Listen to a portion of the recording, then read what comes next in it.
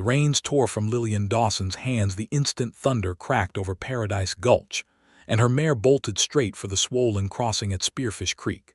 She had only meant to ride down from the boarding house to fetch a sack of cornmeal from the freight wagon before the storm broke, but the sky had other plans, and so, it seemed, did the horse. Rain came sideways in sheets, turning the trail to soup, and somewhere behind her a peal of lightning split an aspen in half with a crack like a rifle shot. The mare screamed and ran, and Lillian clung to the saddle horn with both fists, her boots slipping from the stirrups, her skirts plastered to her legs, screaming the horse's name into wind that ate the sound before it left her mouth. The creek ahead had become a river overnight, brown and furious, carrying whole branches and a dead calf tumbling end over end through water that had been ankle-deep 3 days before. The ford where wagons usually crossed without a thought was gone, swallowed, and the mare was running straight for it with the blind panic of an animal that had stopped thinking and started only fleeing. Lillian had time to think, quite clearly and calmly, that she was going to die in the Black Hills of Dakota Territory in the spring of 1876, 3,000 miles from anywhere her mother would have recognized, and that seemed a great waste after everything it had cost her to get this far. Then a man came out of the trees like something the mountain itself had decided to throw at the problem. He was on foot, which made no sense at first, because no man on foot should have been able to do what he did. But he came down the slope at a dead run with a coil of rope already spinning off his shoulder, and he did not shout at the horse the way a fool would. He simply placed himself in its path, low and wide, and when the mare veered to avoid him he was already moving with her, one big hand closing on the cheek strap of the bridle like a trap springing shut. The horse reared. Lillian felt herself come loose from the saddle and had one long, weightless heartbeat to understand that she was about to be thrown into 8 feet of flood water, and then an arm like a fence post wrapped around her waist and hauled her sideways into the mud instead. They went down together, hard, the man taking the worst of it on his shoulder and back with her held against his chest, and the mare screamed once more and finally planted her hooves not 4 feet from the bank, where the current tore great brown gouts of earth away even as they watched. For a moment neither of them moved. Rain hammered them both. Lillian lay with her cheek against a soaked wool shirt that covered muscle she could feel even through the sodden cloth, a chest that rose and fell like a bellows, and a heartbeat that was, she noted with some distant part of her mind, remarkably steady for a man who had just thrown himself in front of a runaway horse. "You are either the bravest fool in the Black Hills," she said into his shirt, "or the greatest idiot God ever put breath into." "Been called worse," the man said, and his voice came out low and rough like gravel under a wagon wheel. "You are welcome, by the way." She pushed herself up off him, mortified, and got her first proper look at the man who had just saved her life. He was enormous. Not fat, not thick in the way a blacksmith runs thick, but built the way a mountain is built, from the ground up, with nothing wasted. His shoulders strained the seams of a shirt gone gray with rain and work, and his forearms where the sleeves had been rolled were corded with muscle that came from swinging a pick and hauling rock, not from any gymnasium back east. His hair was dark and longer than fashion allowed, plastered now to a jaw that looked like it had been carved rather than grown, and his eyes, when he opened them and looked up at her, were a pale gray-green, the color of creek water running over stone. "Are you hurt?" he asked, sitting up, and his hands came to her shoulders with a gentleness that seemed almost impossible from something so large, checking her without presuming to touch anywhere he ought not. "Ma'am, look at me. Are you hurt?" "I don't believe so," Lillian managed. "You caught the worst of it. I've been thrown by worse than a spooked mare." He got to his feet in one fluid motion and pulled her up after him as though she weighed nothing at all, which she most certainly did not, and then he turned to look at the creek, at the water still rising, at the ford now utterly gone. "You were headed for that. The horse was headed for that. I was merely along for the ride. You'd have drowned." "I am aware, thank you." Something that might have been the beginning of a smile moved at the corner of his mouth, there and gone.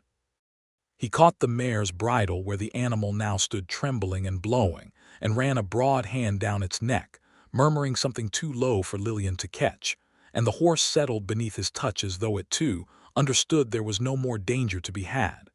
"Hugh Holloway," he said, not offering a hand since both of hers were currently wringing water from her sleeves. "I've got a claim up the gulch a ways. Was down here checking my sluice before the water took it." "Lillian Dawson," she said. "I run the boarding house in Paradise Gulch, or I did until this morning when I decided instead to nearly drown myself fetching cornmeal. Dawson House." He said it like he was placing a name he'd heard before. "You're the one feeding half the camp on Sunday suppers." "I am the one feeding all of the camp, Mr. Holloway, every day of the week, whether they can pay in coin or in gold dust or in nothing at all, which is most of them lately." She wrung out her hair as best she could and looked at him properly now that her heart had stopped trying to leap out of her chest. "I am obliged to you, truly. That was no small thing you did." "Wasn't going to stand on the bank and watch." He said it simply, as though there had never been another option in the world, and something in the plainness of it settled into Lillian's chest and stayed there. They led the mare back up from the ruined crossing together, the rain finally beginning to slacken into the kind of steady gray drizzle the Black Hills seemed to specialize in every spring. And it was on that walk, picking their way along a trail gone to red mud, that Lillian noticed the second thing about Hugh Holloway, which was that he walked like a man used to carrying the whole weight of his own life on his back and expecting no help from anyone, and had likely been doing so for a very long time. Word of the rescue traveled through Paradise Gulch faster than the flood water had traveled down Spearfish Creek, which was to say almost instantly, because there was little else to talk about in a camp of 400 souls crammed into a gulch barely a mile long, most of them men, most of them hungry, all of them chasing the same rumor of gold that had brought the whole territory boiling up out of the plains since the soldiers first found color on French Creek 2 years before. By supper that evening, the story had grown enough that half the camp believed Hugh Holloway had pulled Lillian Dawson bodily from the raging flood itself, and the other half believed she had nearly drowned trying to save the horse. Lillian let them believe whatever version suited them, because the truth, that a stranger with arms like a fence post had simply refused to let her die, seemed too private a thing to hand out over stew and biscuits to men who mostly wanted an excuse to talk about something besides the price of flour. She was ladling beans onto a tin plate for old Sven Halvorsen, who had worked a claim on the ridge for a year without so much as a color to show for it, and ate on credit more often than not, when the door of Dawson House opened, and Hugh Holloway ducked his head under the frame to come inside. He had changed his shirt at least, though it fit him no less snugly than the one the creek had claimed, and his hair was tied back now with a leather cord, and he stood in the doorway for a moment like a man unused to walking into rooms full of people, surveying the crowded tables with the wary care of a man checking a claim for trespassers. "Mr. Holloway," Lillian called before she quite decided to, "there is a bowl here with your name on it if you can find a place to sit." There was no place to sit. Every bench in Dawson House was full of miners eating with the particular hunched intensity of men who had not eaten a proper meal all week, and Hugh looked at the crowd, then at her, then simply came and stood at the end of the counter near the stove instead, taking the bowl she offered with a nod of thanks. "You cook all this yourself?" he asked, looking at the pot of beans, the Dutch oven of biscuits, the great blackened skillet where she'd been frying salt pork. "Every meal, every day." "I have a girl who helps wash up, but the cooking is mine." She said it with more pride than she perhaps should have shown a stranger, but it was the plain truth, and she had never been one to hide behind false modesty. "My father used to say a woman who could feed a room full of hungry men had more power in her kitchen than most generals had on a battlefield." "Your father sounds like a wise man." Something crossed her face then, quick and gone, and Hugh, who had spent enough years reading the country for signs of what lay beneath the surface, saw it and did not press. "He was a preacher," Lillian said finally, because it seemed rude not to answer at all. Back in Ohio. He and my mother and my brother all took the fever the winter before last, on the trail west, before we ever reached the Missouri. I was the only one strong enough to survive it. She said it evenly, the way a person says a thing they have said many times before, wearing the grief smooth like a stone worn round by a river. I came the rest of the way alone, sold what I could, kept what mattered, and here I am. And what mattered? Hugh asked, and there was nothing idle in the question. He asked it the way a man asks something he genuinely wants the answer to. Lillian reached beneath the counter, to the shelf where she kept the account books and the tin box with what little money the house had earned, and drew out a Bible bound in leather gone soft and dark with age and handling. The spine was broken clean through in 2 places, held together now with wax thread she had sewn herself, badly, and several pages had come loose from the binding altogether, and were tucked back inside the covers like a bird's nest of paper. "This," she said, laying it on the counter between them. "My father's Bible, his father's before that. There are names written in the front going back to before the Revolution, if you can believe it. Marriages, births, deaths, all of it, generations of Dawsons, right up to my own name, the last one written in my mother's hand before she died." She ran a thumb along the broken spine, and Hugh watched her do it, watched the tenderness in a gesture that had clearly been repeated 1,000 times. "I could not save my family, Mr. Holloway, but I could save this. It came apart on the trail, in a river crossing much like the one you pulled me out of today, if you want the truth of it, and I have been holding it together with thread and hope ever since." Hugh did not say anything for a long moment. He looked at the broken book with an attention that surprised her, the same careful, assessing attention she imagined he gave to a stretch of creek bed he was deciding whether to work. "I could fix that," he said finally. "I beg your pardon. The binding.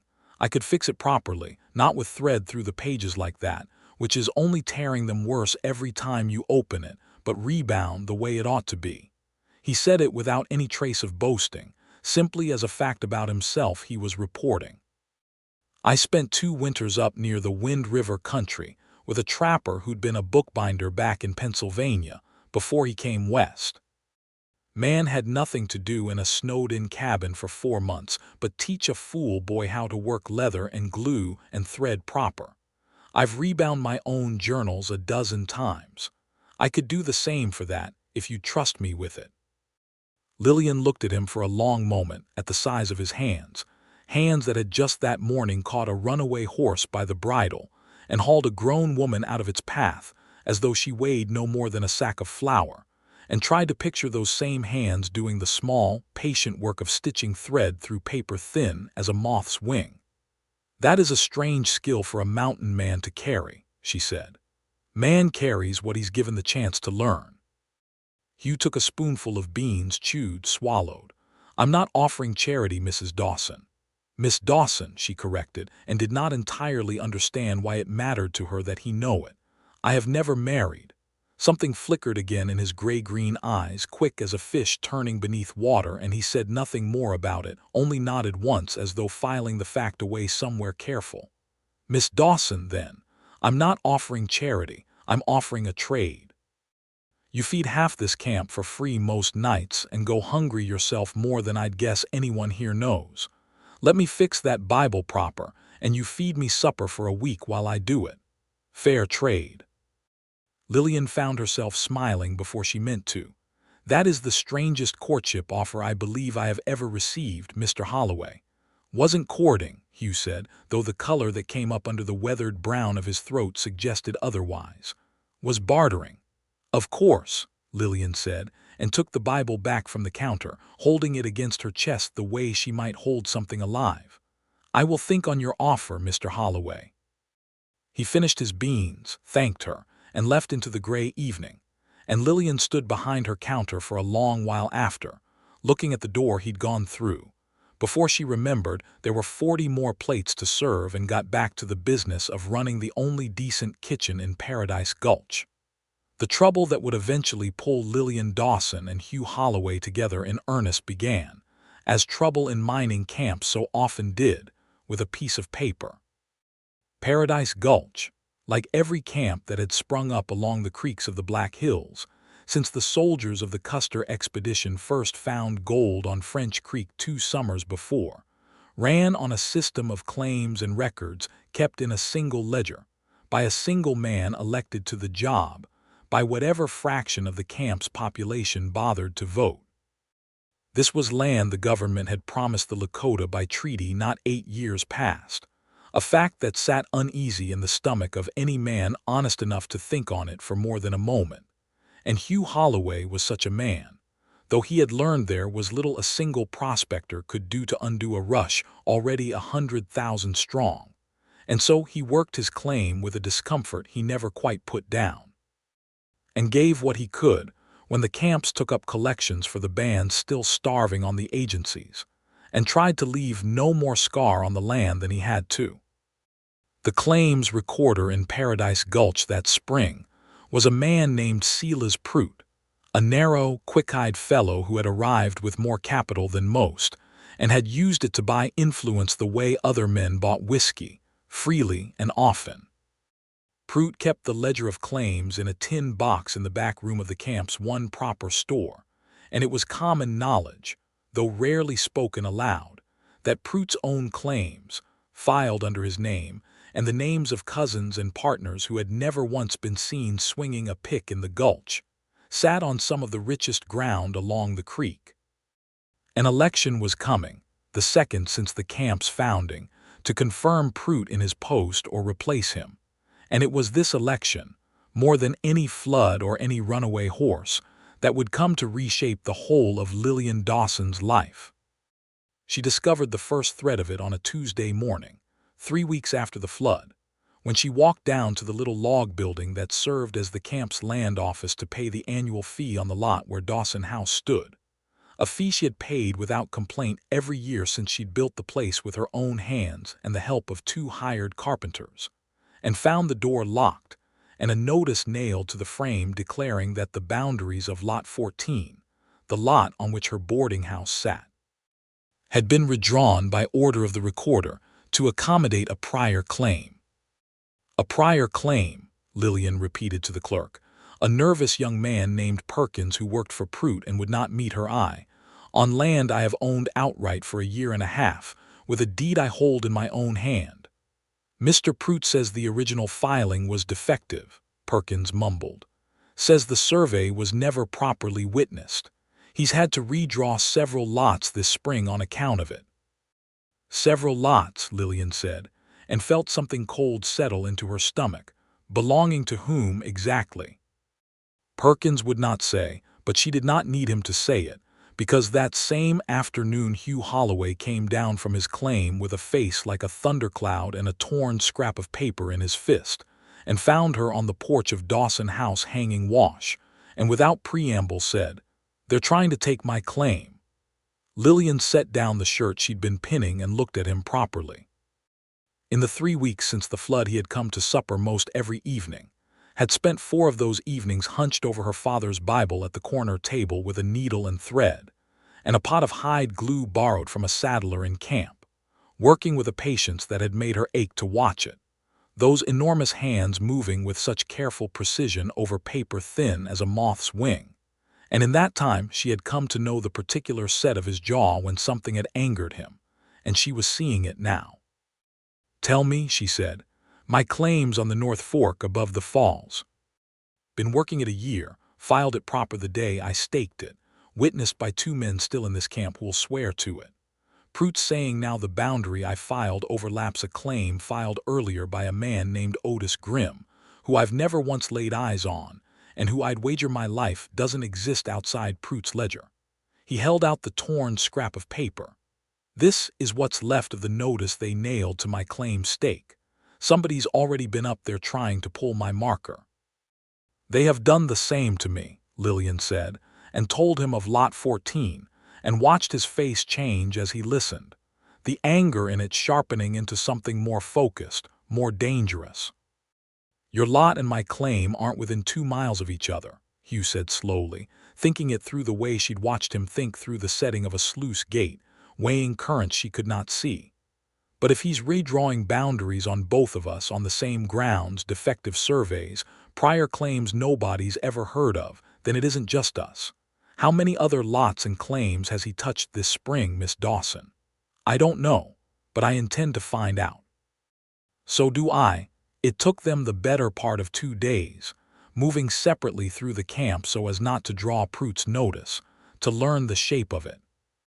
Nearly a dozen claims and lots, all of them productive, all of them owned by miners or merchants who had no particular friendship with Silas Prute and no particular political weight in the camp, had been quietly redrawn or reassigned that spring under the same excuse of defective original surveys. In every case, the new boundary lines happened to hand the best ground, the richest placer bars, the choicest lots along the main street, to claims filed under names nobody in Paradise Gulch could put a face to. And in every case, the original survey records, the ones that would prove the redrawing false, had gone missing from the recorder's tin box, replaced with new paperwork that bore Prute's signature and nobody else's.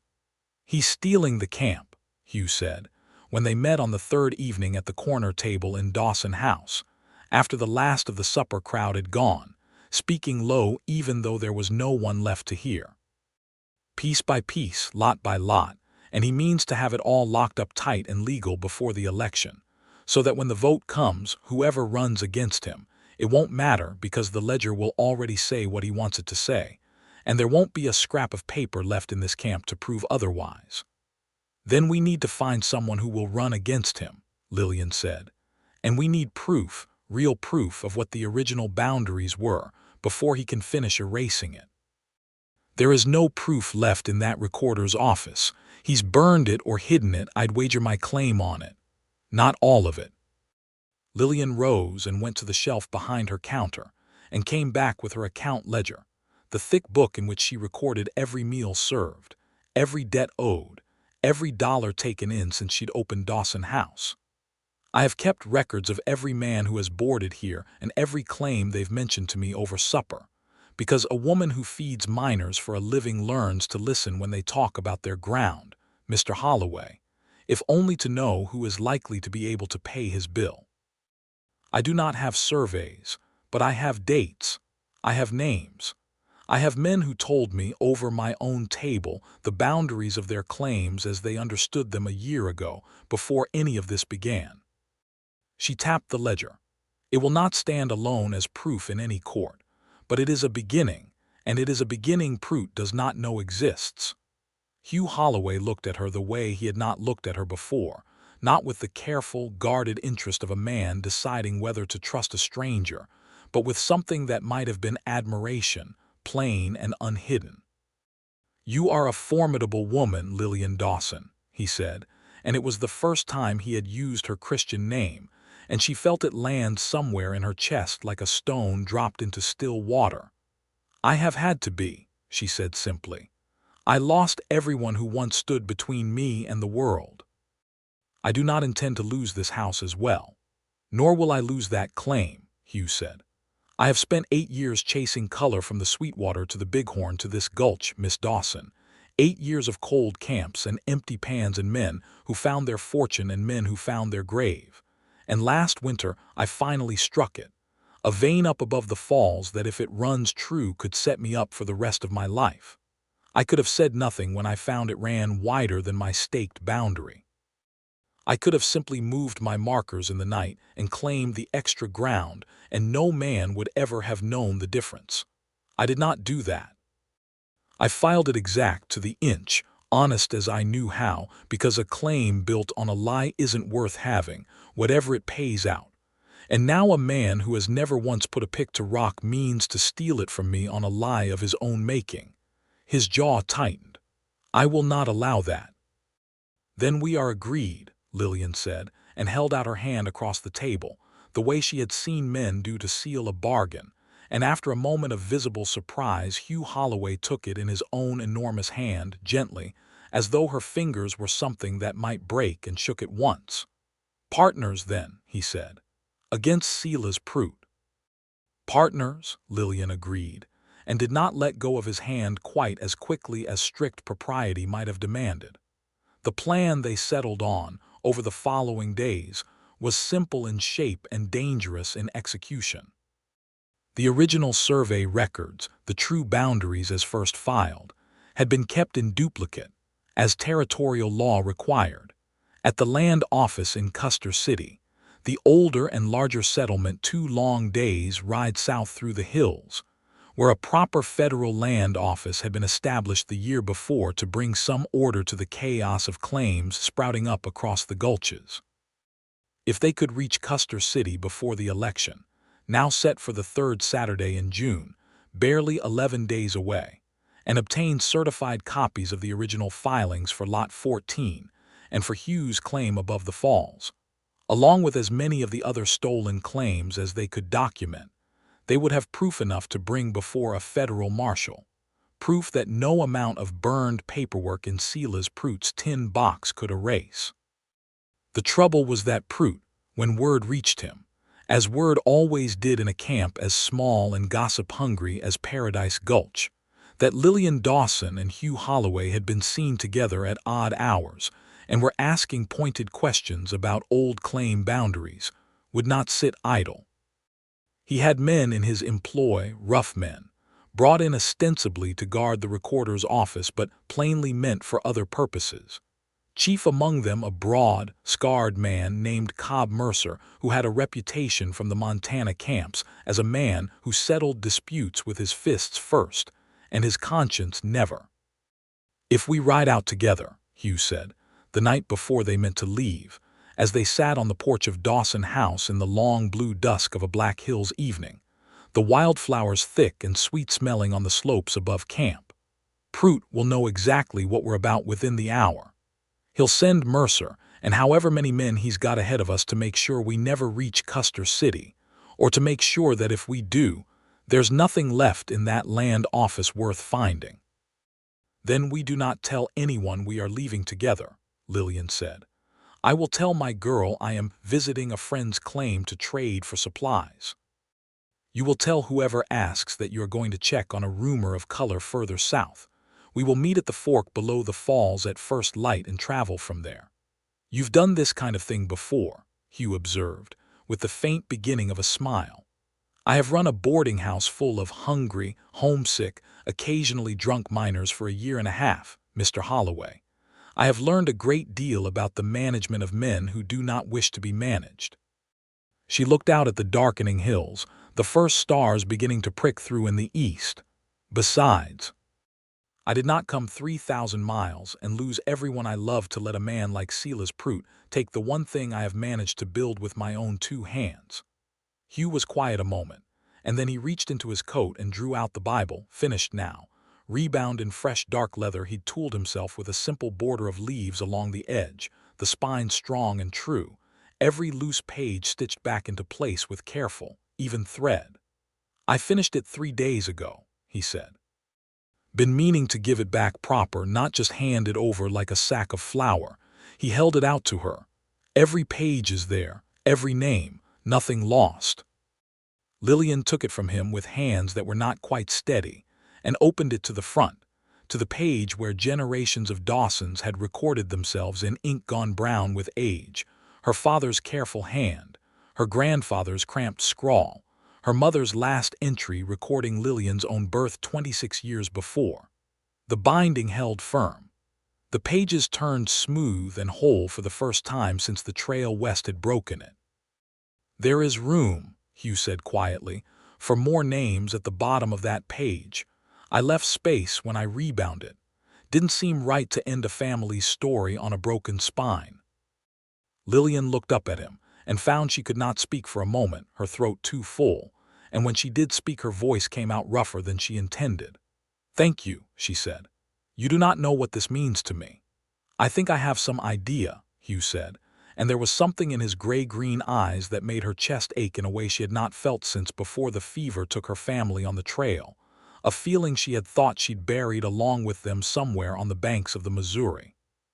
She did not know, sitting there in the blue dusk with her family's mended Bible in her lap and a mountain man's careful stitches holding it whole, that within the week they would nearly die together on a broken bridge over a swollen river, and that by the time they returned to Paradise Gulch, her story and his would have become, irrevocably, the same one. They left before dawn, riding south and east along a game trail that skirted the main road to avoid any watching eyes.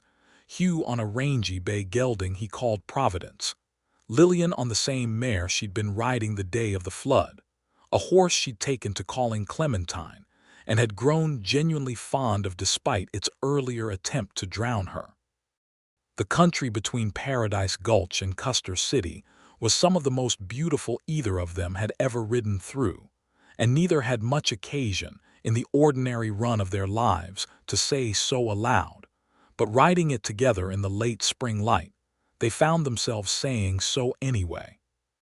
The hills rolled green and gold with new grass, thick with lupin and larkspur and great drifts of wild phlox that turned whole slopes purple, and the pines stood dark and fragrant against a sky so blue it seemed almost to ring like struck crystal.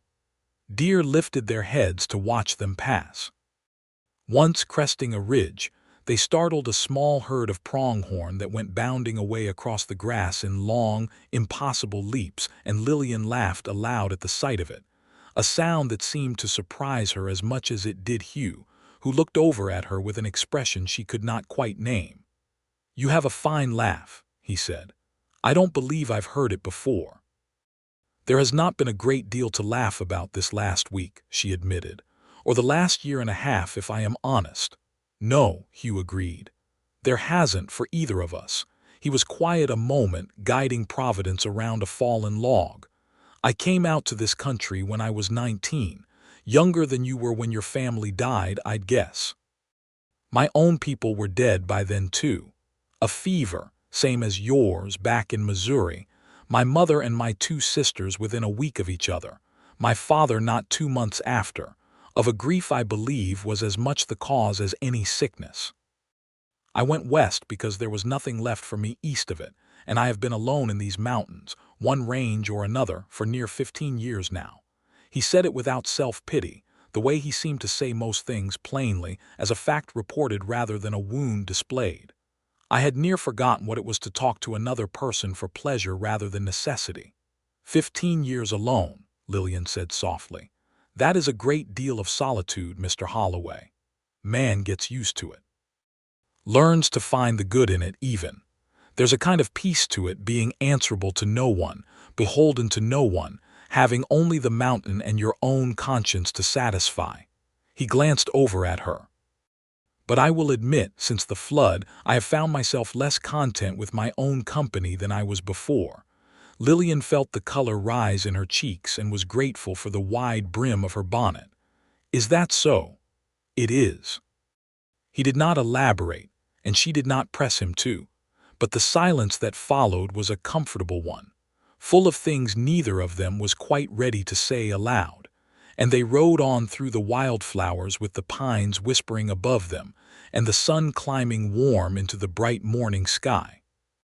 They made camp that first night in a small hollow beside a nameless creek, and it was there that Lillian discovered another thing about Hugh Holloway, which was that for a man who had lived alone in the wilderness for a decade and a half, he was a surprisingly poor cook. "You are burning that bacon," she informed him, watching him crouch over the fire with a look of fierce concentration that was entirely wasted on the blackening strips of meat in his skillet. "I am cooking it thoroughly. You are cremating it."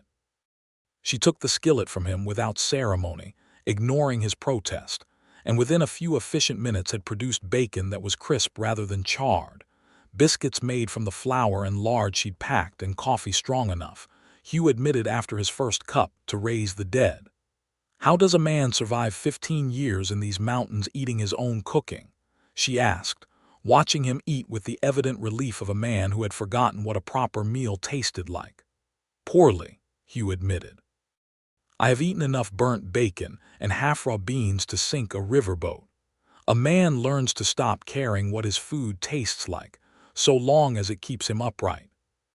He looked at her over the fire, the flames throwing warm light across the strong planes of his face. "This is the best meal I have had since I don't know when, Lillian, and I do not say that lightly. You could simply eat at Dawson House more often," she pointed out. "I intend to," he said, and something in the way he said it made her look away into the fire, her heart beating faster than the moment seemed to warrant. They talked long into that first night, the way people do when they have spent too many years talking to no one who truly listened, and Lillian found herself telling him things she had not told anyone in Paradise Gulch, about her mother's garden back in Ohio, about the particular sound her father's voice made reading scripture on Sunday mornings, about her brother, 3 years younger, who had wanted more than anything to be a riverboat captain, and had died of the fever with a boy's dream still whole and unbroken in his chest. Hugh, in turn, told her of his own family, of a Missouri farm long since sold for taxes, of the trapper in the Wind River country who had taught him bookbinding through a winter so cold the ink froze in the pot between sentences, of 8 years of chasing color across half a dozen mountain ranges before the Black Hills finally gave him something worth keeping. "Why prospecting?" Lillian asked, "if it has given you so little for so long?" "Because for one moment, when you crack open a piece of rock and see color running through it that nobody has ever seen before you, you understand something about the world that most men never get to understand," Hugh said, staring into the fire. "That there is treasure buried in the most unlikely places, if a man is only patient enough and honest enough with himself about what he finds to see it clear." He looked up at her, and the firelight caught something in his eyes that made her breath catch. "I begin to think I have found something more valuable than gold in these hills, this spring, Lillian Dawson, and I did not go looking for it at all." She did not answer that directly, though her heart was hammering hard enough that she was certain he could hear it over the crackle of the fire, and instead busied herself banking the coals for the night, and if her hands were not entirely steady as she did it, she trusted the darkness to hide it from him. The second day's ride brought trouble sooner than either of them expected. They had come down out of the high country onto a rougher stretch of road that wound along a deep gorge cut by a river running high with snowmelt and spring rain, and it was there, rounding a bend where the road narrowed between a rock wall and the drop to the water, that 3 riders came out from behind a stand of boulders and blocked the trail ahead. Lillian recognized Cobb Mercer at once, the scar that split his eyebrow, the way he sat his horse like a man who expected the world to move for him rather than the reverse, and beside him 2 men she did not know but whose hard, flat expressions told her everything she needed to know about their purpose. "Miss Dawson," Mercer said, touching his hat with mock courtesy. "Mr. Holloway, long way from home, aren't you?" "We're free to travel where we please, Mercer," Hugh said, his voice gone flat and dangerous in a way Lillian had not heard from him before. "Same as any man." "Sure you are. Mr. Prout just thought it a shame, 2 upstanding members of the camp riding off toward Custer City right before an important election, without so much as a word to their neighbors about their business." Mercer's horse sidled closer, and his hand rested with deliberate casualness on the pistol at his hip. "He asked us to escort you back, in case you'd gotten turned around." "We have not gotten turned around," Lillian said, drawing herself up in the saddle, and though her heart was pounding she kept her voice as steady and clear as she could make it. "And I would remind you, Mr. Mercer, that threatening travelers on a public road is a hanging offense in this territory, election or no election." Something flickered in Mercer's eyes, a flash of genuine uncertainty at being addressed so directly, and Lillian pressed the advantage before he could recover it. "You may tell Mr. Prout," she continued, "that we are riding to Custer City to purchase supplies for Dawson House, a perfectly ordinary errand that I have made a dozen times before, and that if he has some objection to my movements, he is welcome to raise it publicly before a judge, rather than sending armed men to block a public road." "Ain't nobody blocking anything," Mercer said, though his hand had come off the pistol grip. Just being neighborly. Then be neighborly somewhere else, Hugh said, and nudged Providence forward a single step, close enough that Mercer's horse shied sideways, close enough that the sheer scale of him, mounted, broad-shouldered, utterly unafraid, became impossible for the other man to ignore. "We're riding through, Mercer. You can move your men or I can move them for you, and I promise you'll like the second option a great deal less." The two men flanking Mercer exchanged a glance that suggested they had not signed on for a fight against a man built like Hugh Holloway, not over a matter that was, as far as they'd been told, only a matter of paperwork.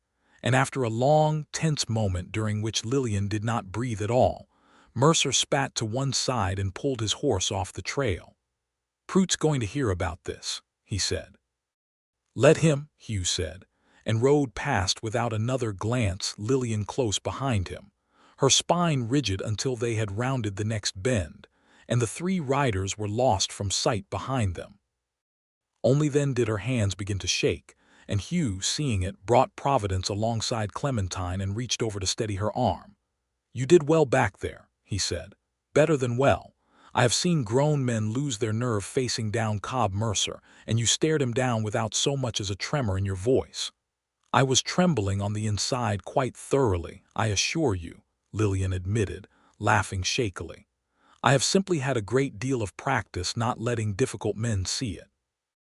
A useful skill, a necessary one in my line of work." She took a breath, steadying herself. "He will send word ahead, won't he, to Custer City?" "Likely," Hugh admitted. "Which means we'd best not waste any more daylight." They pushed on harder after that, the easy conversation of the first day giving way to a watchful quiet, both of them scanning the ridgelines and the road ahead. And it was perhaps an hour later, coming around a shoulder of rock into a narrow side canyon, that the road followed toward the river crossing that would take them the rest of the way to Custer City, that they came upon the second and far greater obstacle of their journey. The suspension bridge that spanned the gorge at Placer Crossing, a rope and plank structure built 2 years before by a mining company to move supplies and men across a stretch of river too deep and swift to ford safely, had partially collapsed. One of the main support cables, worn thin by weather and use and never properly maintained by a company more interested in extraction than upkeep, had snapped, and the whole span sagged drunkenly toward the churning water 30 feet below, half its planking torn loose and dangling, useless, over the void. A dozen travelers were already gathered at the near end, unable to cross, their wagons and pack animals clustered uselessly on the trail. A family of 4 bound for a homestead claim further south, their wagon piled high with everything they owned. 2 grizzled prospectors with a string of pack mules, a peddler with a wagon of dry goods, and a young mother traveling alone with an infant, trying and failing to hide how frightened she was. "There is no other crossing for 8 miles either direction," the peddler told them, wringing his hands. "And even that one's said to be worse than this. We've been stranded here since yesterday morning." Hugh dismounted and walked to the edge of the gorge, studying the broken cable, the sagging span, the torn planks with the same careful, assessing look Lillian had seen him give her father's broken Bible. "It can be repaired," he said finally, straightening. "Not perfectly, not for wagons, but enough to get people and horses across, one at a time if we do it right." "How long?" Lillian asked. "A day, maybe less if I have help." He was already moving, pulling rope from his saddlebags, and Lillian saw in his face the same focus, the same quiet competence. She had seen the day he'd caught her runaway horse, and felt her heart do something complicated in her chest. "You have help," she said. "Tell me what you need." What followed was, Lillian would later think, one of the strangest and most exhilarating days of her life. A day in which a dozen strangers stranded at a broken bridge came together under the direction of a mountain man who understood rope and weight and tension, the way other men understood their own names, and a boarding house cook who understood how to organize frightened, hungry people into a working team, the way she organized a kitchen full of hungry miners. Hugh's plan required a new line strung across the gorge to replace the snapped cable, and for that he needed rope, more rope than any single traveler carried, which meant combining the coils from his own saddlebags with lengths borrowed from the peddler's wagon and the prospector's pack gear, all of it inspected and knotted and spliced by hands that clearly knew the work. "I need someone who can tie a bowline that will hold under load," Hugh said, addressing the assembled travelers, "and someone steady enough on their feet to work the near end of that span while I work from the far side." "I can tie a bowline," Lillian said, and when several of the men looked at her with open skepticism, she simply took the rope from Hugh's hands and demonstrated. A clean, tight loop that would not slip under any strain, learned, she explained, from a sailor who had boarded at Dawson House the winter before and had taught her knots to pass the long evenings when the roads were too muddy for travel. "I told you I had a great many useful skills, Mr. Holloway." "So you did," Hugh said, and there was something like delight in his voice as he watched her work. "Miss Dawson has the near end. The rest of you, I need every strong back to help haul this new line taut once we've got it across." Getting the first line across the gorge was the most dangerous part, and it was Hugh who did it, stripping to his shirt sleeves and working his way out along the sagging, half-collapsed span with a coil of rope over his shoulder, testing each plank before he trusted his weight to it, moving with a careful, deliberate grace that seemed impossible for a man his size. Lillian watched from the near bank with her heart in her throat, watched the muscles of his back and shoulders bunch and stretch beneath his shirt as he hauled himself hand over hand across a stretch where the planking had torn away entirely, suspended over 30 feet of churning white water on nothing but the frayed remains of the old cable. And she understood, watching him, that she had never in her life seen anything so purely, frighteningly magnificent as Hugh Holloway risking his own life with such calm, unhurried competence. He reached the far side, secured the new line to an anchor point among the rocks, and the real work began, hauling the new cable taut using a system of pulleys improvised from the peddler's wagon hardware, everyone working together, the two prospectors and the homesteader father putting their backs into the hauling while Lillian, at Hugh's shouted direction from across the gorge, tied off each length as it came taut, checked each knot, kept the whole desperate, improvised operation from tangling into chaos. Between hauls, she fed everyone. There was no question of stopping to make a proper camp, but she had flour and lard and coffee in her saddlebags, and she built a small fire on the near bank and kept biscuits and coffee coming all through that long afternoon, feeding hungry, frightened strangers the way she had fed hungry, frightened miners 100 times before. And she watched the tension go out of the stranded travelers' shoulders a little more with every cup of coffee she pressed into their hands, watched fear give way to purpose, watched a dozen strangers become, over the course of one impossible afternoon, something almost like a family. It was near sunset, with the new cable strung and the worst of the torn planking replaced with boards salvaged from the peddler's wagon, when the accident happened. Hugh was out on the span again, testing the repair, walking the full length of it to be certain it would bear a horse's weight, when one of the newly placed planks, not yet properly secured, shifted beneath his boot.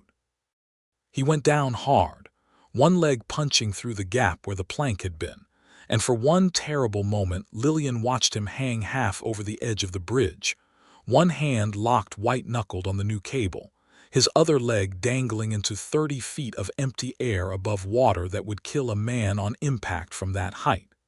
She did not think. She was moving before the scream of the watching travelers had finished leaving their throats, out onto the span herself, ignoring the shouts behind her to stay back, moving with the same careful, testing steps she had watched Hugh use hours before, until she reached him and threw herself down flat on the planking and locked both hands around his wrist. "I have you," she said, though the plain truth was that she did not have the strength to pull a man his size back up onto the bridge, not alone, and both of them knew it. "Hugh, look at me. I have you. Now pull." He looked up at her, and for one strange, suspended moment, dangling above a gorge that could kill him, he laughed, actually laughed, a short, breathless bark of astonishment. "You are the most reckless woman I have ever met," he managed. "You may scold me thoroughly once you are back on solid ground," Lillian said. "Pull." He pulled, using the leverage of her grip on his wrist and his own grip on the cable, and between his enormous strength and her stubborn refusal to let go, he hauled himself back up onto the span, the two of them collapsing together on the planking, breathing hard, hearts hammering, while the travelers on the near bank cheered and the young mother with the infant wept openly with relief. "That was foolish," Hugh said when he had his breath back, still lying beside her on the bridge, close enough that she could feel the heat coming off him even through the cool evening air. "You could have gone into that water with me." "I would have gone into that water for you," Lillian said, before she could think better of it, and then flushed scarlet at what she had admitted. Hugh went very still. He reached up slowly, giving her every chance to pull away, and brushed a strand of loose hair back from her face, his rough fingers achingly gentle against her cheek. "Lillian," he said, her name rough and low in his mouth. "I have crossed half this territory looking for color in the rock, and I never once expected to find the finest thing these mountains had to offer standing behind a stove in a boarding-house kitchen." "That is a very poetic thing to say for a man who burns his own bacon," she said, though her voice was not entirely steady. "I have had a great deal of time to think, lying here staring at the sky I nearly fell out of," he said, and then, before either of them could talk themselves out of it, he closed the last small distance between them and kissed her. It was not a long kiss, not there, sprawled on repaired planking 30 feet above a raging river with a dozen strangers watching from the bank. But it was thorough and warm, and it settled something in Lillian's chest that had been unsettled since the fever took her family on the trail west, a loneliness she had carried so long she had nearly stopped noticing its weight. And when Hugh finally drew back, his gray-green eyes searching her face for some sign of whether he had overstepped, she answered him by kissing him again, softer this time, and entirely of her own choosing. Someone on the bank let out a whoop of delight, and they broke apart, laughing, both of them flushed and disheveled and entirely unashamed, and made their way back across the bridge to a chorus of good-natured cheers from the stranded travelers who had, in one long, strange afternoon, become witnesses to something none of them had expected to see. The bridge held. By full dark, every traveler, every wagon, every mule and horse had crossed safely to the far side, and they made camp together there, a strange impromptu family of strangers bound by shared danger and shared relief. And Lillian cooked a supper that stretched further than any supper had a right to, and Hugh sat close beside her at the fire with his shoulder pressed warm against hers, and neither of them said very much, because there did not seem to be a great deal that needed saying. They reached Custer City on the 4th day, later than planned but not too late, and found the federal land office housed in a solid log building on the town's main street, staffed by a meticulous clerk named Mr. Abernathy, who kept his duplicate survey records in a locked cabinet with the careful precision of a man who took his responsibilities seriously. It took the better part of a day to locate and certify copies of every record they needed. The original survey of Lot 14 in Paradise Gulch, showing its true boundaries as filed a year and a half before. The original filing for Hugh's claim above the falls, showing no trace whatsoever of any prior claim by a man named Otis Grimm, and working from the names in Lillian's ledger, records for 6 other claims that had been quietly stolen that spring under the same false pretenses. Mr. Abernathy, once he understood what had been done, and by whom, proved an unexpectedly fierce ally, declaring that he had suspected irregularities in the reports coming out of Paradise Gulch for months, and would be glad to see the matter brought before a federal marshal. "Silas Prout has filed nothing here that I can find under his own name that would explain claiming so much ground," Abernathy told them, adjusting his spectacles as he compared documents. Whatever paperwork he's shown you back at his camp, it does not exist in this office, and territorial law requires that it must. He has been lying to you, Miss Dawson, Mr. Holloway, plain and simple, betting that none of you would trouble yourselves to ride all the way down here and check. He bet wrong, Hugh said grimly. They rode back toward Paradise Gulch with certified copies of every stolen record, and with something else besides. A promise from Mr. Abernathy to send word ahead to the territorial marshal's office requesting that a deputy be dispatched to oversee the coming election and investigate the claims fraud directly. A promise that would prove, in the days ahead, to make all the difference. The return journey passed the repaired bridge at Placer Crossing without incident, the span now sturdy enough that even Lillian's nerves settled at crossing it, and it was somewhere on that homeward road, camped once more beside the same nameless creek where they'd spent their first night out, that Hugh Holloway told her, haltingly, the fullest truth of what he had found in that vein above the falls. "It's rich, Lillian. Richer than I let on, even to you. If it runs true the way the first samples suggest, it could be worth more than most men see in a lifetime." He turned a piece of quartz over in his big hands, the firelight catching threads of color running through it. "I have spent 8 years wanting exactly this, and I find now that it means less to me than the thought of losing you back at that boarding house to a claims fight I couldn't win." "You are not going to lose either one," Lillian said firmly. "We are going to see Silas Pruitt exposed, and your claim and my lot both restored, and then, Mr. Holloway, I expect you to make good on your talk of courtship rather than mere bartering. Is that an invitation?" "It is a statement of fact," she said, and kissed him to prove it, there beside the fire with the stars wheeling bright and close overhead. The wildflowers of the Black Hills spring sweet on the night air, and neither of them doubted, any longer, what the other had come to mean. They rode into Paradise Gulch 2 days before the election to find the camp in an uproar. Word had somehow already reached ahead of them, likely carried by Mercer or one of Pruitt's other men, that Lillian Dawson and Hugh Holloway had returned from Custer City with certified proof of the stolen claims, and the camp had split into 2 loud, arguing factions even before they crossed the last ridge into the gulch. Those who had suffered under Pruitt's quiet thefts and were ready to see him run out on a rail, and those still loyal to him, or too frightened of Cobb Mercer's fists to say otherwise. Silas Pruitt himself met them in the middle of the main street, flanked by Mercer and 2 other hired men, his narrow face composed into an expression of injured innocence that fooled no one who had seen the certified papers Hugh now carried in his saddlebag. "Miss Dawson, Mr. Holloway." Pruitt's voice carried the false warmth of a man used to talking his way past trouble. "I hear you've been to Custer City on quite an errand." "We have," Lillian said, dismounting, her chin high. "And we have brought back proof, Mr. Pruitt, certified by the Federal Land Office, that every redrawn boundary you have claimed this spring is a fabrication. Lot 14, Mr. Holloway's claim above the falls. 6 others besides, not one of them supported by any record that exists outside your own tin box." A murmur went through the gathering crowd, growing louder as Hugh drew the papers from his saddlebag and held them up for any man in the camp to examine. "These are lies," Pruitt said, though his voice had lost some of its earlier smoothness. "Forgeries, more like, cooked up between the 2 of you to discredit an honest officer of this camp before an election."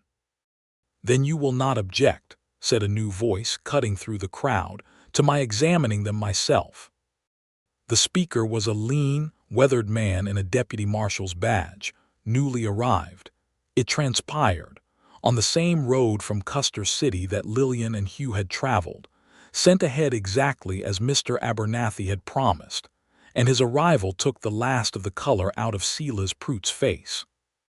It did not take the deputy marshal long, once he had examined the certified copies against Pruitt's own ledger, and found the discrepancies too glaring to explain away, to place Silas Pruitt under arrest, along with Cobb Mercer, who made one brief, ill-considered attempt to reach for his pistol before 3 separate miners, men who had lost their own claims to Pruitt's scheme, and had been waiting a long time for a chance to settle the account. Wrestled him to the ground and held him there until the deputy could get proper irons on his wrists. The election, held 2 days later as originally scheduled, proceeded under the deputy marshal's watchful supervision and returned an overwhelming vote for a new recorder, a steady, well-liked blacksmith named Duncan Ross, who had never filed a claim in his life and had no interest in anything but seeing the camp's records kept honest going forward. Lot 14 was restored to Lillian Dawson exactly as originally surveyed. Hugh Holloway's claim above the falls was confirmed in full, with no trace remaining of any competing filing by the non-existent Otis Grimm, and 6 other wronged claimants across the gulch found their stolen ground returned to them as well. The whole sorry scheme unwound in the space of a single afternoon. Lillian stood on the porch of Dawson House that evening, watching the camp settle back into its ordinary rhythms, watching Silas Prout led away in irons toward the territorial jail at Custer City, and felt, for the first time since her family had died on the trail west, that the ground beneath her feet was entirely, unshakably her own. It was 3 weeks later, with the last of the spring wildflowers giving way to the deeper green of early summer, and the camp settled into a peace it had not known since Prout's scheming began, that Hugh Holloway came to find Lillian on the porch of Dawson House in the soft light of a June evening, carrying something wrapped in oilcloth beneath one arm. "I have been thinking," he said, sitting beside her on the bench she had built herself the summer before, "about that claim of mine above the falls." "The rich one," Lillian said, smiling. "The one that could set you up for the rest of your life, as I recall you saying." "The same." He unwrapped the oilcloth to reveal a rough sketch, drawn in his own careful hand, of a building far larger than any single structure in Paradise Gulch, sited at the crossing where the trail from Custer City met the main road into camp, not far from where they had shared their first meal together after the flood. "I have pulled enough color from that vein already to buy timber and hire builders. I do not need to work that claim alone for the rest of my days, Lillian, chasing gold up a mountainside, while the finest cook and the shrewdest businesswoman in the Black Hills feeds half this camp for less than her labor is worth." "What is it you are proposing, Mr. Holloway?" Lillian asked, though she thought she could already guess, her heart beginning to beat faster. "A trading post, big enough for a proper kitchen, a boarding house, supplies for the camps and for travelers passing through on the road to Custer City, and a guide service besides, for the new folks coming into these hills who don't know a safe ford from a drowning one, or a sound bridge from a broken one."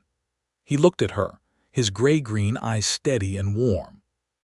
"Built and owned by the both of us together, your name on the deed same as mine. I have spent 15 years alone in these mountains chasing a fortune that meant less to me, in the end, than one supper at your table. I do not want to spend the rest of my life chasing gold alone when I could spend it building something that lasts with you." "That," Lillian said, her voice not quite steady, "sounds a great deal like a proposal of marriage disguised as a business arrangement, Mr. Holloway." "It is both if you will have it," Hugh said, and there was nothing guarded left in his face at all, only a plain, open hope that undid her more thoroughly than any grand speech could have. "I love you, Lillian Dawson. I loved you before I fully understood what I was feeling, somewhere on that bridge with your hands locked around my wrist, and I have known it certain every day since.